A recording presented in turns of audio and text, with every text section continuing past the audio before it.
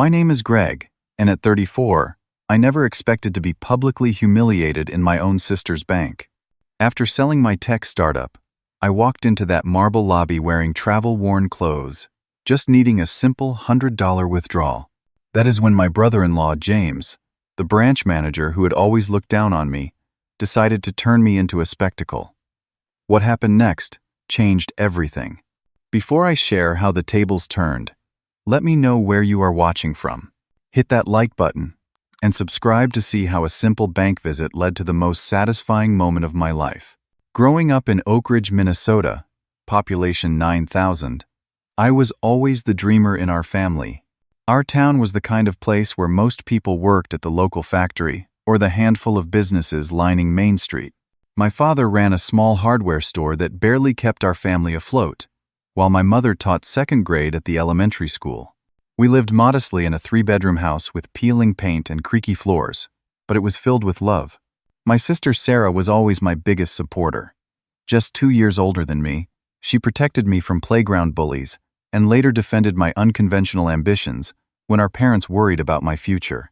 While Sarah excelled in traditional academics, eventually earning a business degree from the state university, I was constantly tinkering with computers and coming up with business ideas that most people in our town found bizarre. "Greg has vision," Sarah would tell anyone who questioned my choices. "Just watch. Someday he will prove everyone wrong." Sarah met James Harrington during her final year of college. He came from the wealthy part of Minneapolis, where his family had banking connections going back 3 generations. With his perfectly pressed suits, luxury car, and family connections, James landed an executive position at Midwest National Bank immediately after graduation. When he visited Oak Ridge for the first time to meet our family, I noticed how his eyes scanned our modest home with thinly veiled disdain. "So, Greg," he asked during dinner, swirling an expensive bottle of wine he had brought, "Sarah tells me you are interested in computers? Any plans for college or a real career?" That was just the beginning. After Sarah and James married in an extravagant ceremony that made everyone in our town whisper for months, the pattern of subtle belittlement became a regular feature of our family gatherings. At Thanksgiving dinner the year they got married, James questioned me about my latest venture, an app I was developing for local businesses. "Fascinating hobby," he said with a smirk, emphasizing the word hobby. "But when are you going to join the real world? I could probably find you something entry-level at the bank. Mailroom, perhaps?" Everyone has to start somewhere. Our parents, impressed by James and his family connections, often sided with him.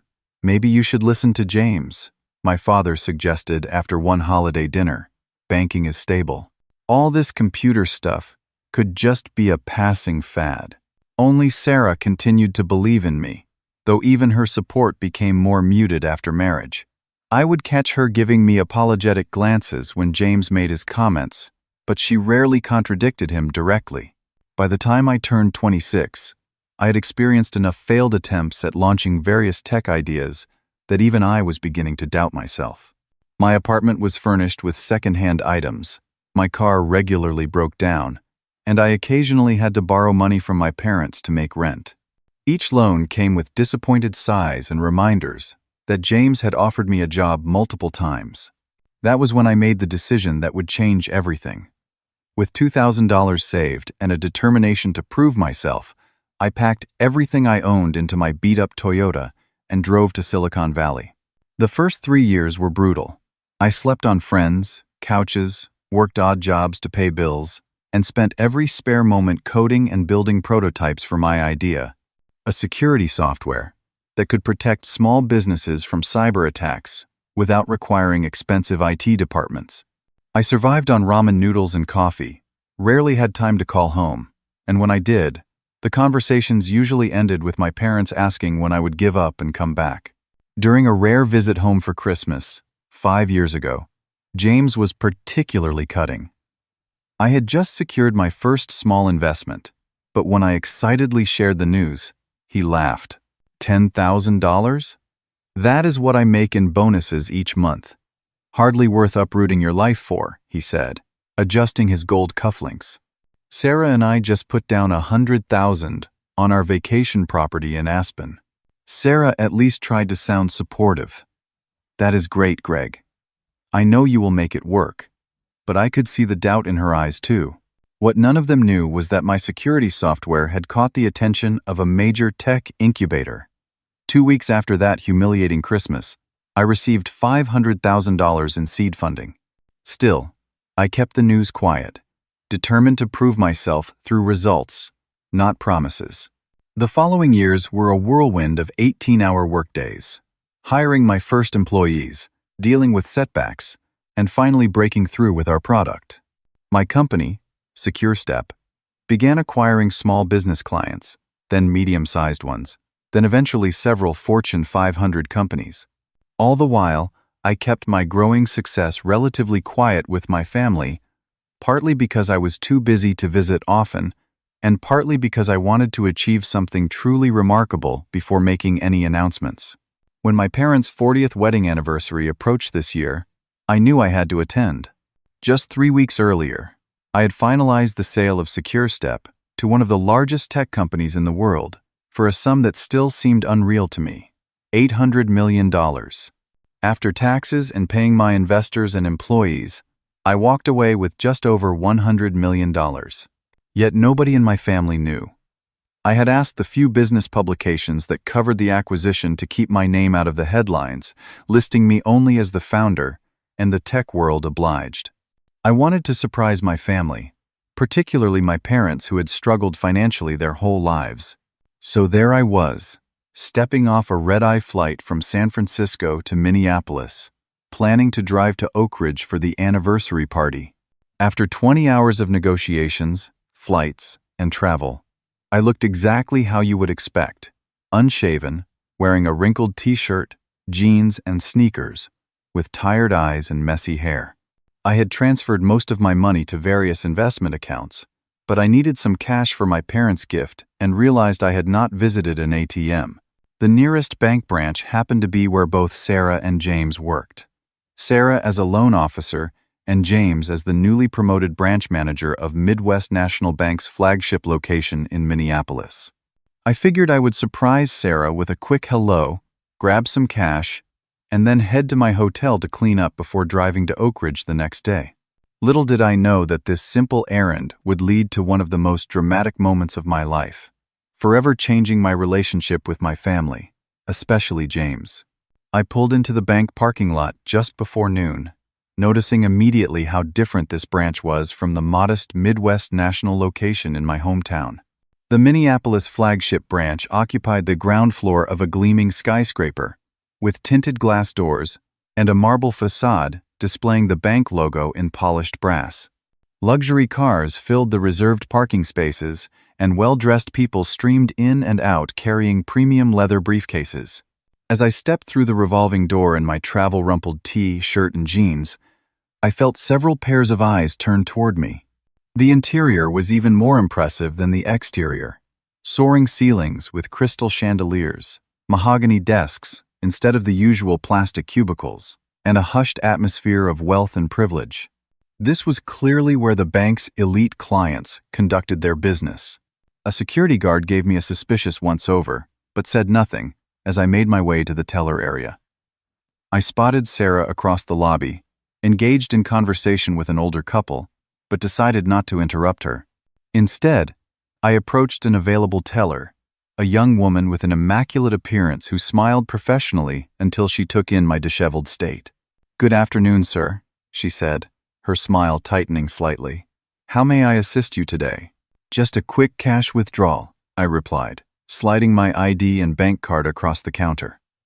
$100, please." The teller glanced at my ID, then at me, then over my shoulder toward something behind me. Her hesitation was subtle but noticeable. "1 moment, please," she said, picking up her phone and murmuring something I could not quite hear. I turned to see what had caught her attention and immediately understood her hesitation. James was standing in the center of the lobby, surrounded by what appeared to be wealthy clients. Even from a distance, I could see how he carried himself with an air of importance, gesturing grandly as he spoke. He wore an expensive tailored suit, his hair perfectly styled, gold watch gleaming on his wrist. As if sensing my gaze, James looked up and across the lobby. I saw the moment of recognition in his eyes, followed by something that looked like annoyance mixed with disdain. He excused himself from his group and began walking toward me with measured steps. "Is there a problem here, Melissa?" he asked the teller, completely ignoring me. "This gentleman is requesting a withdrawal, Mr. Harrington," she replied, emphasizing the word gentleman with slight uncertainty.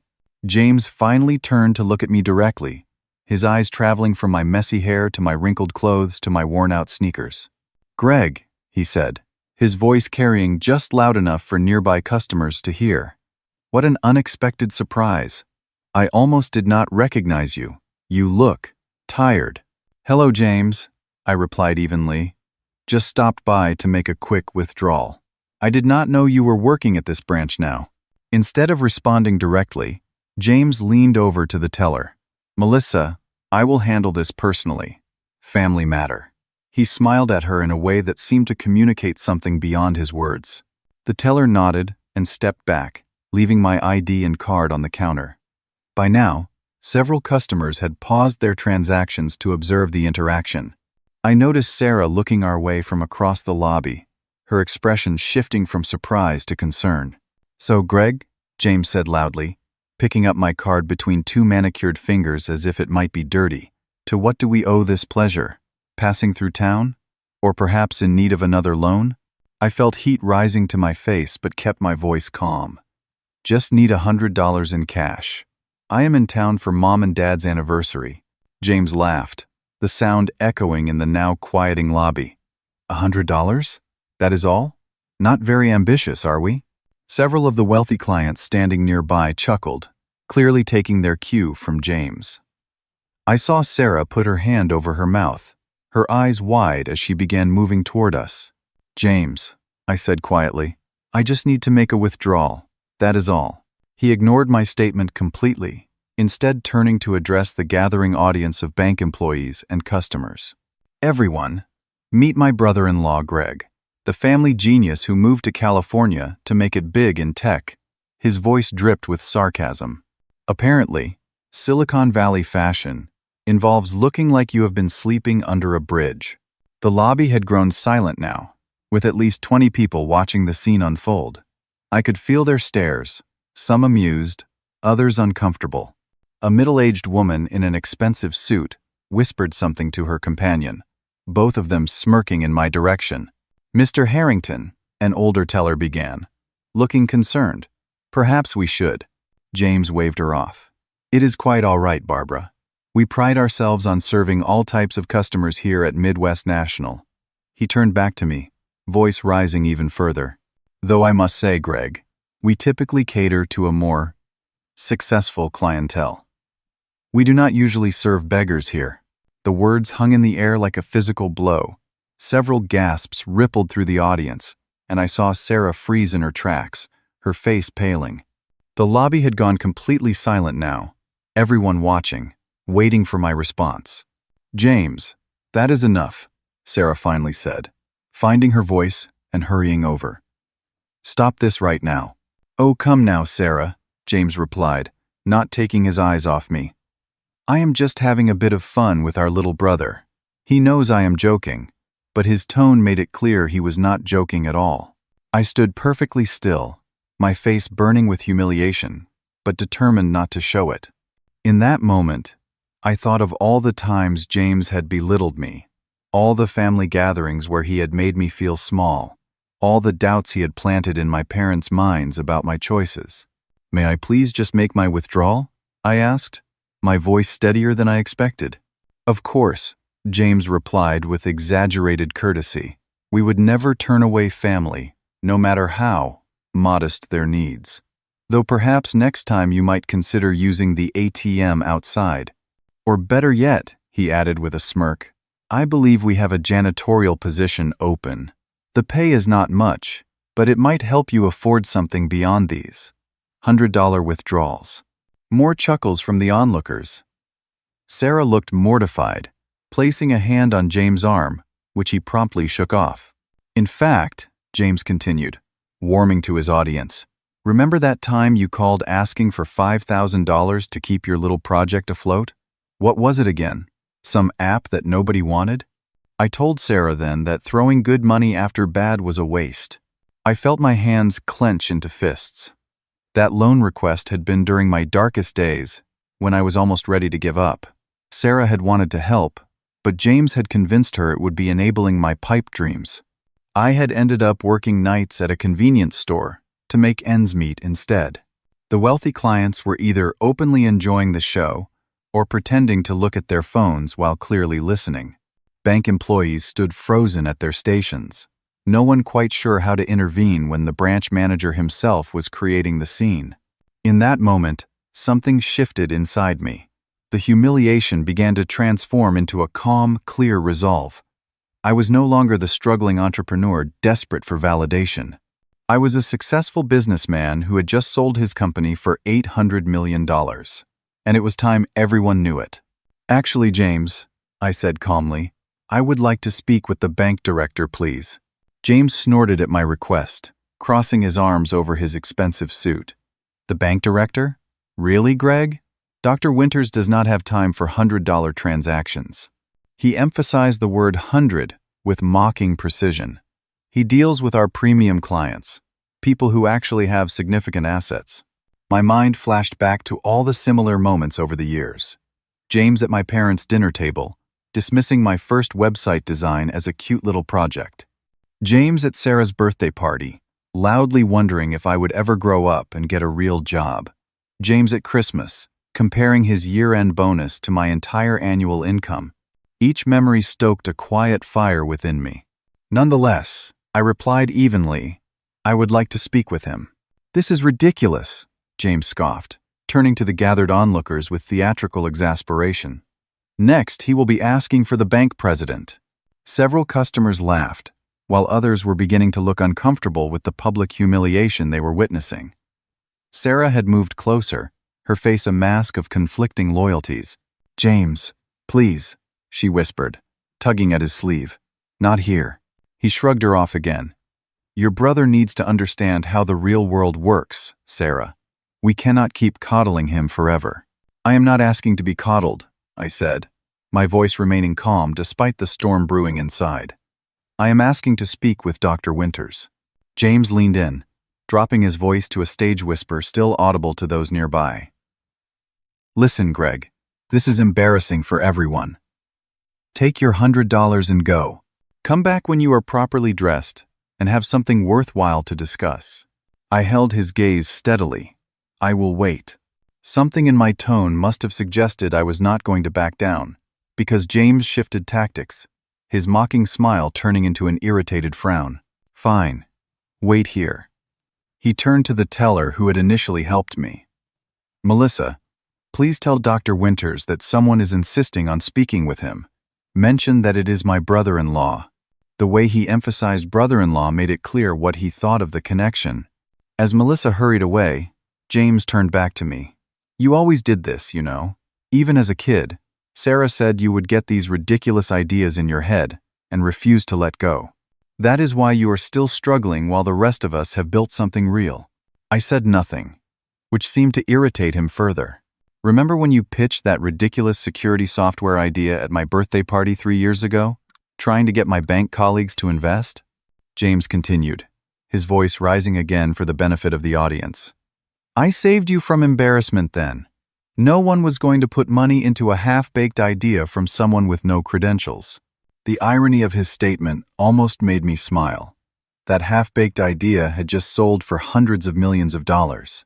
And that time you asked to borrow $20,000 from Sarah and me for server costs, or whatever technical nonsense it was, that would have been throwing money away. I protected our family finances. Each example he dredged up was like fuel to my resolve. Every dismissal, every mockery, every time he had positioned himself as the wise, successful brother-in-law, saving my sister from my foolishness.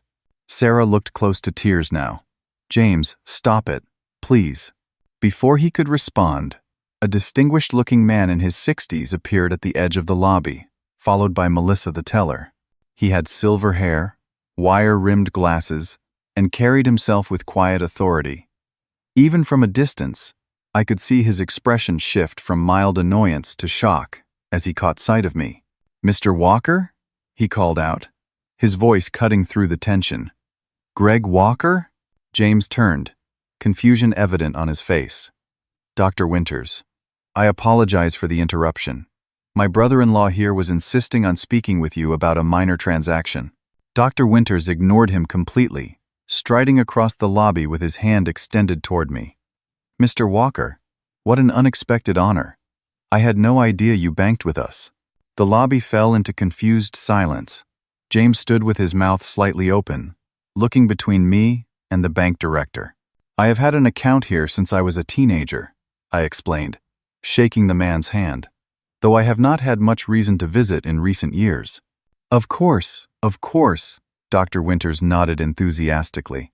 "I read about the acquisition in the Wall Street Journal last week. Absolutely remarkable achievement. One of the biggest tech security deals of the year." James' face had drained of color. "Acquisition? What acquisition?" Dr. Winters looked at him with surprise. "Your brother-in-law's company, Secure Step, the sale to Global Tech." He turned back to me with an apologetic expression. "I hope I am not speaking out of turn. The article mentioned you preferred to keep a low profile." "It is fine," I assured him. "The deal has closed. I was actually planning to tell my family this weekend at my parents' anniversary celebration." Sarah had pressed her hand to her mouth, her eyes wide with disbelief. Around us, the bank lobby had come alive with whispers, people clearly wondering who exactly I was. "Perhaps we should continue this conversation somewhere more private," Dr. Winters suggested, gesturing toward a doorway marked Premium Client Services. "Thank you," I replied. "I actually need to access my private account." "Your private account?" James repeated, finding his voice at last. "What private account?" I did not answer him directly. Instead, I turned to Dr. Winters. "I will need to make a somewhat large withdrawal today." Of course, the director nodded eagerly. "Please, follow me to our executive banking suite." As we walked away, I could feel James following behind us, his earlier mockery replaced by stunned confusion. The wealthy clients, who had been laughing at me minutes before, were now watching with intense curiosity, several of them tapping on their phones, perhaps looking up news about the Secure Step acquisition. Sarah hurried to catch up with us, touching my arm gently. "Greg, what is happening? What company? What acquisition?" I gave her a small smile. "I will explain everything, Sarah. It seems I have some news to share earlier than I planned." The executive banking suite was a stark contrast to the main lobby. Soft leather chairs, original artwork on the walls, and a hushed atmosphere of extreme wealth permeated the space. Dr. Winters led me to a private office with a mahogany desk and floor-to-ceiling windows overlooking downtown Minneapolis. "Please, make yourself comfortable, Mr. Walker," he said, gesturing to a chair. "Can I offer you anything? Coffee? Water? Perhaps something stronger?" "Water would be fine, thank you," I replied, taking a seat. James hovered uncertainly at the door until Dr. Winters noticed him. "Ah, Mr. Harrington. Perhaps you could fetch some refreshments for your brother-in-law." The look on James' face was priceless. A branch manager being asked to run an errand like a junior employee. Before he could respond, Sarah appeared behind him, her expression a mixture of confusion and growing realization. "That will not be necessary," I said. "I would like Sarah to join us, though." Dr. Winters nodded, pressing a button on his desk. "Jennifer, could you bring in a selection of refreshments, please? And pull up account information for Mr. Greg Walker." James stepped into the room uninvited, his earlier confidence completely evaporated. "I do not understand. What is going on here?" Dr. Winters looked at him with mild surprise. "Your brother-in-law is one of the most successful tech entrepreneurs of the year, Mr. Harrington. Surely you were aware?" James faltered. "There must be some mistake." I reached into my pocket and pulled out my wallet, extracting a business card which I handed to Dr. Winters. "I will need to access my personal account. I have identification, of course." Certainly, the director nodded, examining the card with reverence before passing it to an assistant who had appeared with a tray of refreshments. "Jennifer, Please verify Mr. Walker's credentials and bring up his account information immediately. Sarah had taken a seat beside me, her eyes never leaving my face. Greg, is it true? Did you really sell your company? I nodded. Last week. The paperwork finalized 3 days ago. But you never said anything. All these years. I wanted to succeed first, I explained quietly. No more promises, just results. James remained standing, his posture stiff and uncomfortable. What company? What are you talking about? Securistep, I replied. The security software company I founded 6 years ago. The one you called a ridiculous pipe dream at your birthday party. His face paled further. That little startup? The one you were coding in your apartment? Jennifer returned with a tablet and several forms. I have accessed Mr. Walker's account, Dr. Winters. Everything is in order. She handed the tablet to the director, whose eyebrows rose as he viewed the screen. Impressive, he murmured. Very impressive indeed. And how may we assist you today, Mr. Walker? I took a deep breath. What I was about to do was petty, perhaps even childish, but after years of belittlement, something in me needed this moment of vindication. I would like to initiate a withdrawal and transfer, I said calmly. Of course, Dr. Winters replied. What amount were you thinking? $100 million. The room went completely silent. I could hear the soft hum of the air conditioning and nothing else. Dr. Winters blinked rapidly, Sarah gasped audibly, and James made a strange choking sound. 100 million? Dr. Winters repeated carefully, as in, $100 million. Yes, I confirmed. I would like to transfer it to my new accounts at First National Investment Trust. There was another moment of stunned silence before Dr. Winters seemed to recover his professional composure. I see. Well, this island, unusual. Such a large transfer typically requires some advance notice, but for a client of your stature, we will certainly make accommodations. Jennifer, please begin the paperwork immediately. And inform the executive team. Jennifer nodded, her professional demeanor slipping just enough to reveal her shock before she hurried from the room. Did you say $100 million? James finally managed, his voice barely above a whisper. I turned to look at him directly. Yes, the sale of SecureStep to Global Tech was for $800 million. After taxes and payments to investors and my team, my personal share comes to just over $100 million. Sarah reached over and gripped my hand, tears forming in her eyes.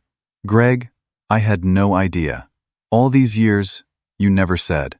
I wanted to prove myself first, I explained. I was tired of being seen as the family failure, who was always making big claims, but never delivering results.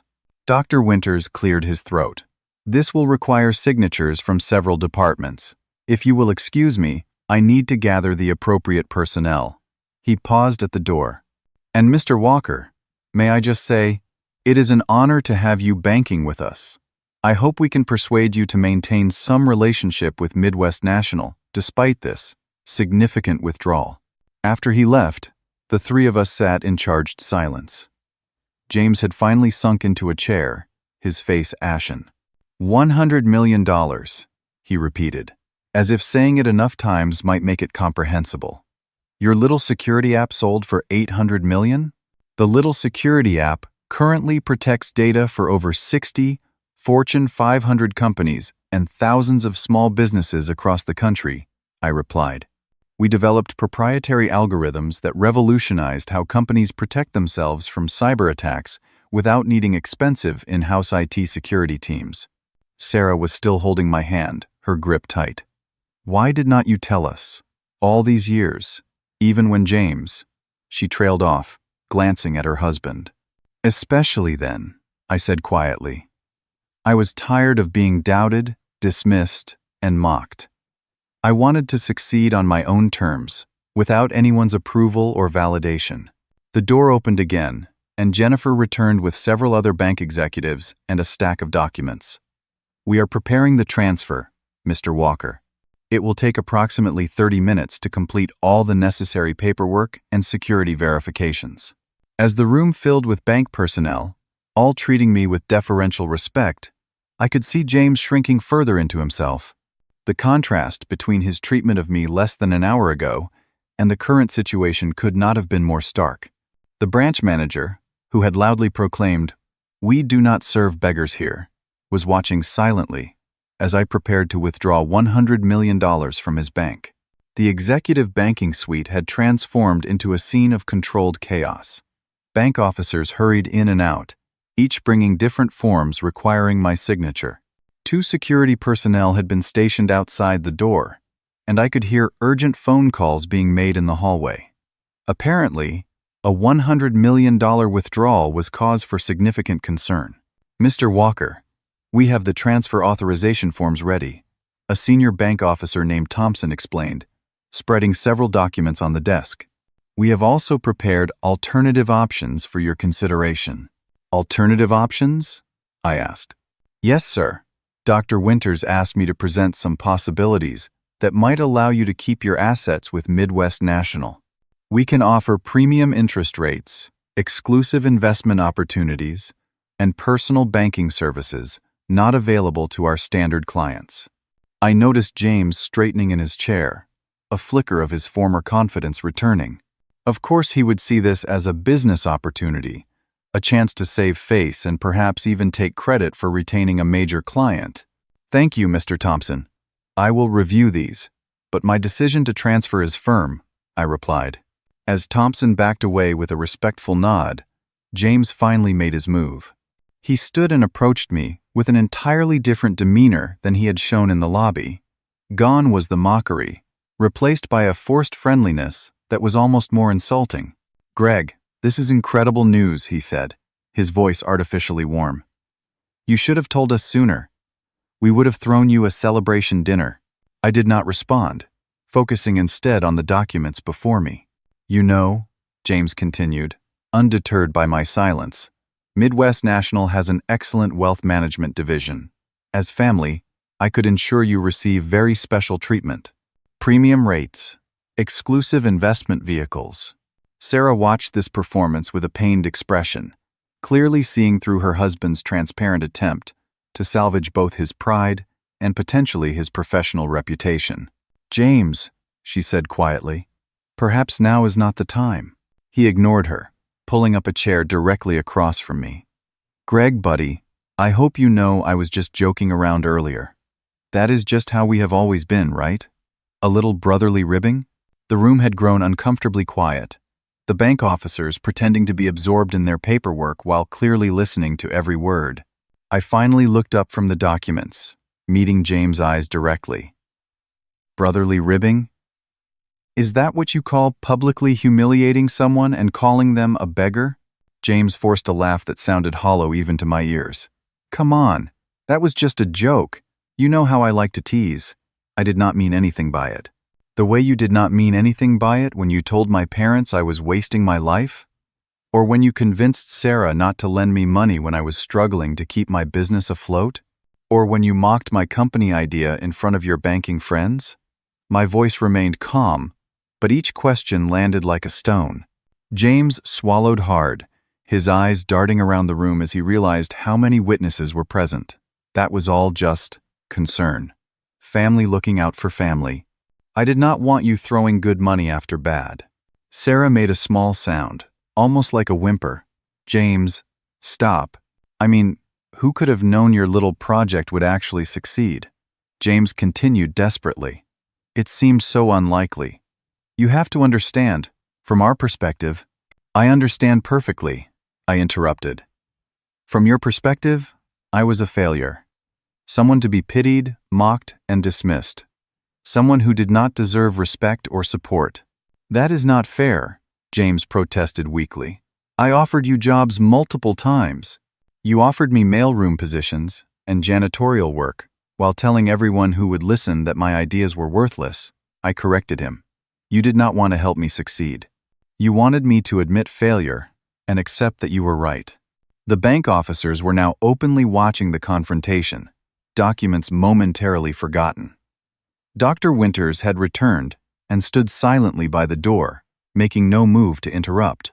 "Greg," James said, lowering his voice to an urgent whisper. "This is my workplace, my career. Can we discuss this privately, as family?" "Funny," I replied. "You did not seem concerned about privacy when you were loudly mocking me in the lobby in front of your clients and employees." His face flushed red. That was different. I did not know about all this. He gestured vaguely toward the transfer documents. "And that is exactly the problem," I said. "You judged me based on appearances. You saw my worn clothes and assumed I was worth less than you. You saw my struggles and used them as proof of your superiority. You never once considered that I might succeed on my own terms." Sarah reached for my arm. "Greg, I am so sorry. I should have stood up to him more. I should have believed in you the way I used to." James' face was cycling through a complex series of emotions: embarrassment, anger, fear, and finally, a kind of desperate calculation. He glanced at Dr. Winters, then back at me. "Look," he said, his voice dropping even lower, "what will it take for you to reconsider this transfer? This is a significant withdrawal for our branch. It could affect my position here." And there it was, his true concern. Not our relationship, not the years of belittlement, but how this would impact his career and status. "I do not think you understand, James," I said, my voice finally showing a hint of the anger I had been containing. "This is not a negotiation.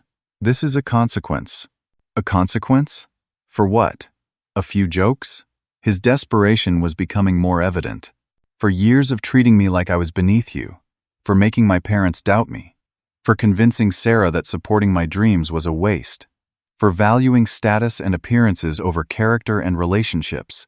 The weight of my words seemed to finally penetrate his defensive shell. His shoulders slumped slightly, and for the first time, I saw something resembling genuine regret in his expression. "I did not realize," he began. "No, you did not," I agreed. "You were so certain of your superiority that you never stopped to consider you might be wrong." Dr. Winters chose this moment to step forward. "Mr. Walker, the final authorization forms are ready whenever you are." James looked at the bank director, then back at me, real panic now visible in his eyes. "Greg, please. This withdrawal will raise serious questions. The regional executives will want to know why we lost such a significant account. My position here." "Your position?" I repeated. "You mean the position that gave you the authority to publicly humiliate someone you thought was beneath you? The position that made you feel entitled to judge others based on their bank balance?" "I will lose my promotion," he said, his voice barely audible. "They just made me branch manager last month." I stared at him for a long moment, letting the significance of this revelation sink in. He had been even more eager to assert his authority because it was new. His treatment of me had been a performance, a demonstration of his power for his wealthy clients and subordinates. "That," I said quietly, "is not my problem." Something in James seemed to break. He actually fell to his knees beside my chair, all pretense of dignity abandoned. "Please, Greg, I am begging you, do not do this." The room fell completely silent. Every person present was frozen, watching this shocking reversal of fortune play out before them. The powerful branch manager, who had proudly proclaimed "We do not serve beggars here," was now literally begging on his knees. Sarah covered her face with her hands, unable to watch her husband's humiliation. But I felt no triumph, no satisfaction, only a deep sadness for what our family relationships had become. "Stand up, James," I said finally. "You are embarrassing yourself." He rose slowly, his face flushed with shame. I turned to Dr. Winters. "I would like to proceed with the transfer now." The transfer process took nearly 2 hours to complete. Various bank officers came and went, each with different forms requiring signatures and verification.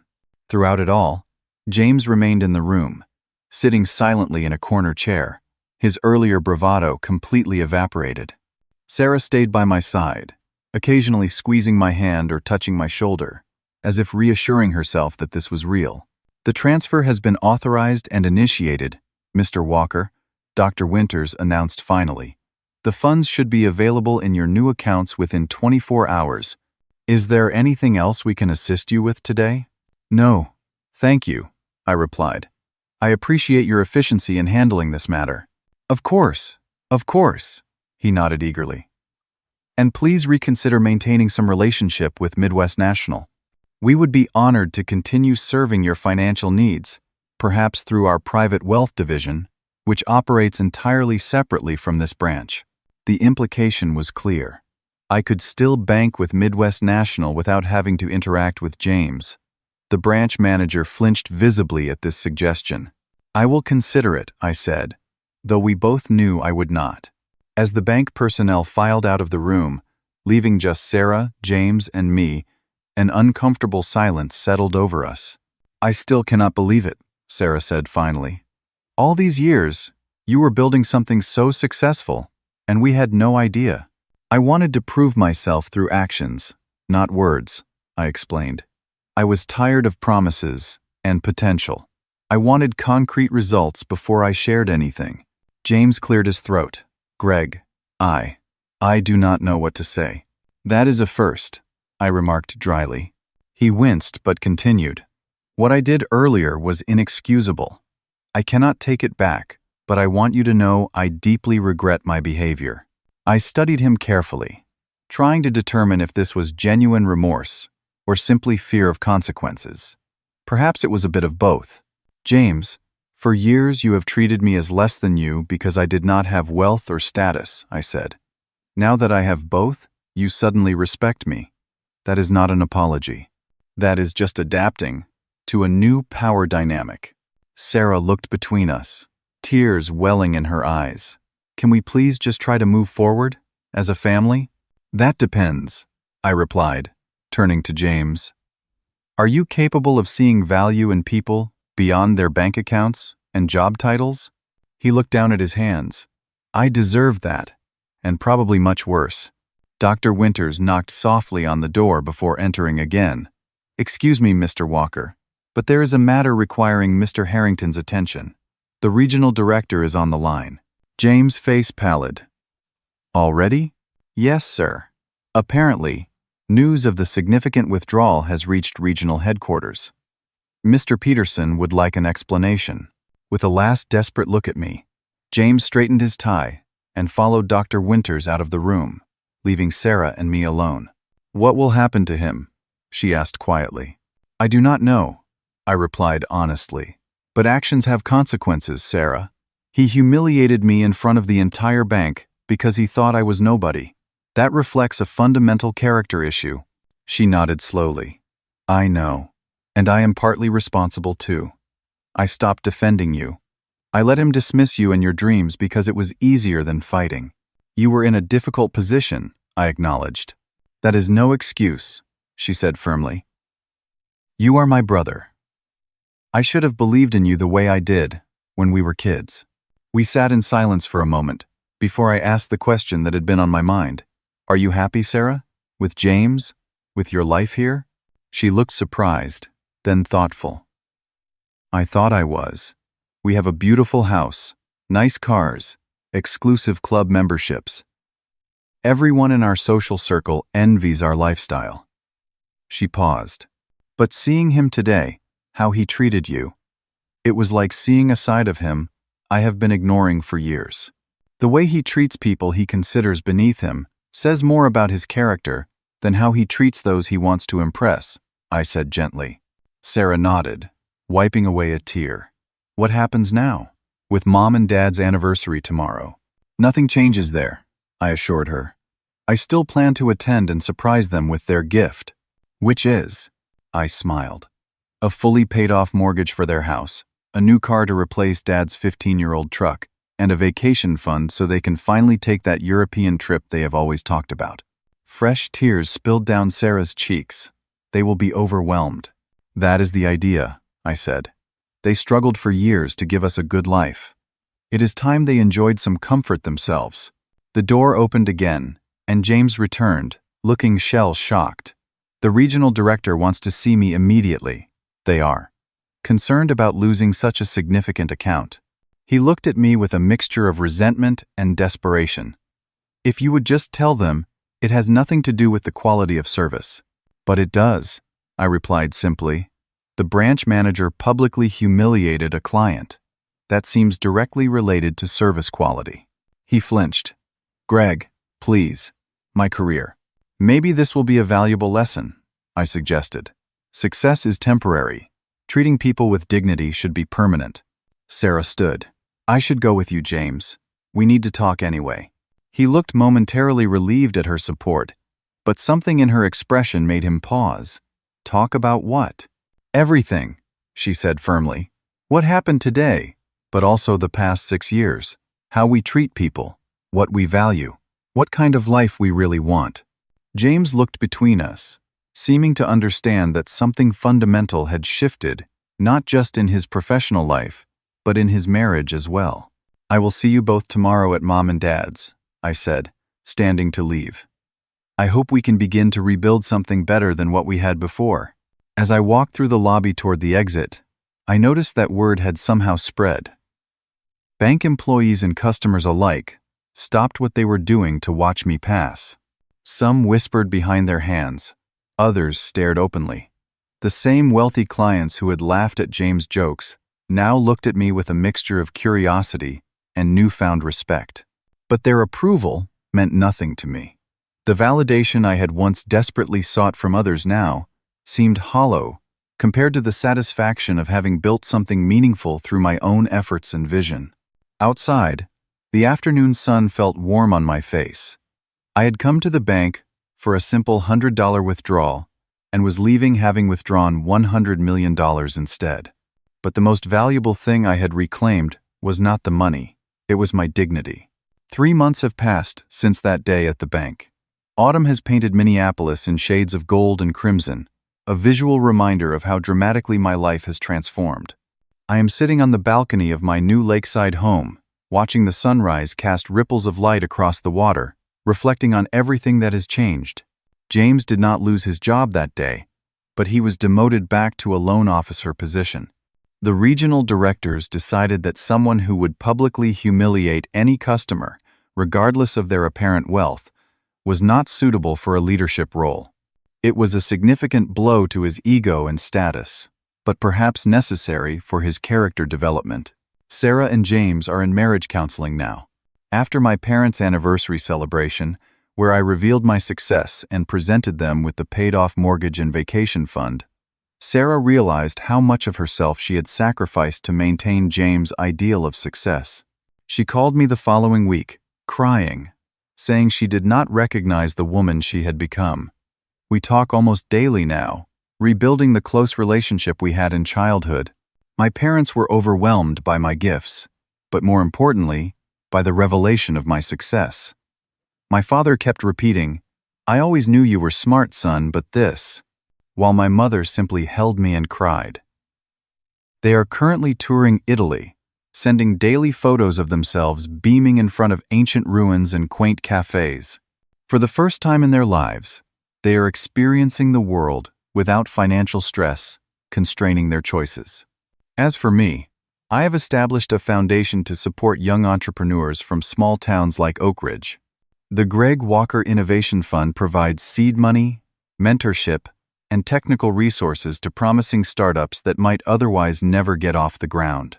I remember all too well how close I came to giving up when doors kept closing and funds ran dry.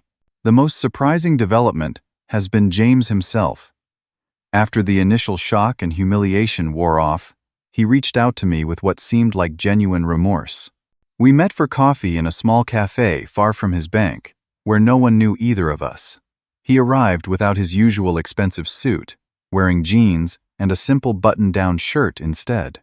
"I have been doing a lot of thinking," he said, stirring his coffee nervously, "about who I became, about how I treated you and others I considered less successful." He struggled to meet my eyes. "I was wrong. Not just about you and your business, but about what matters in life." I listened skeptically, having heard variations of this sentiment from him before when he wanted something. "Sarah is making me look at myself honestly for the first time," he continued. "And I do not like what I see. A man so obsessed with status and appearances that he would humiliate his own family. A man who measures human worth by bank balances and job titles. Recognition is the first step, I acknowledged cautiously. He nodded. I know you have no reason to believe me or forgive me, but I am trying to change. The demotion was actually helpful. It humbled me, made me realize how I had been treating people below me in the corporate hierarchy. Over the past months, I have watched him carefully for signs that this transformation is merely another performance. To my surprise, it appears genuine. He volunteers at a financial literacy program for low-income families now. He has apologized to several bank employees he had treated poorly. Small steps, perhaps, but meaningful ones. Sarah tells me he is different at home, too. Less obsessed with keeping up appearances, more present with her. They are working through deep issues, and while the outcome remains uncertain, there is at least honest effort where before, there was only facade. I have learned my own lessons through all of this. While the moment of vindication in the bank that day felt satisfying, I realized that true success is not measured by the look on someone's face when they realize they underestimated you. It is measured by what you build, who you help, and how you treat others along the way. My wealth has opened doors, but it has also shown me which doors are truly worth entering. I have seen how money changes the way people treat you, sometimes transforming disdain into deference in an instant. Such conditional respect means nothing to me now. The irony does not escape me that James spent years chasing wealth and status, only to lose both in the moment I revealed mine. His identity was so wrapped up in being the successful one, the provider, the financial authority in the family, that my sudden rise shattered his self-image. In some ways, I pity him for building his worth on such a fragile foundation. I remain cautiously optimistic about our family's healing process. At my parents' welcome home dinner last week, we all sat around the same table for the first time since the bank incident. The tension was palpable at first, but as the evening progressed, something resembling normal family interaction emerged. Not perfect, not completely healed, but a beginning. Perhaps the most profound lesson I have learned is about the nature of success itself. For years, I chased it to prove others wrong, to silence the doubters, to show my worth to those who had dismissed me. But true success, I now understand, has little to do with external validation. It comes from building something meaningful, from staying true to your vision when everyone else questions it, from maintaining your integrity when the easier path would be to compromise. Would I have worked as hard, persevered through as many challenges, if I had not been trying to prove James wrong? I cannot say for certain. Sometimes our greatest motivators come from unexpected sources, even negative ones. But I know now that the next chapter of my life will be motivated by purpose rather than vindication. As the sun climbs higher over the lake, I consider what that purpose might be. Using my resources to help others like me, who have vision but lack opportunity. Being the supporter and believer that I wished I had during my darkest days. Building bridges rather than burning them, even with those who did not believe in me. In the end, the bank incident was not about the $100 I initially requested, or the $100 million I eventually withdrew. It was about something far more valuable, the recognition that our true worth never depends on others' assessment of us. It comes from within, from our actions, our integrity, and our impact on the world around us. Have you ever been underestimated or judged unfairly based on appearances? How did you respond? And what did you learn from the experience? I would love to hear your stories in the comments below. If this story resonated with you, please like, subscribe, and share it with someone who might need to hear that their worth is not determined by others' opinions. Thank you for joining me on this journey. And remember, true success is not measured by your bank account, but by who you become along the way.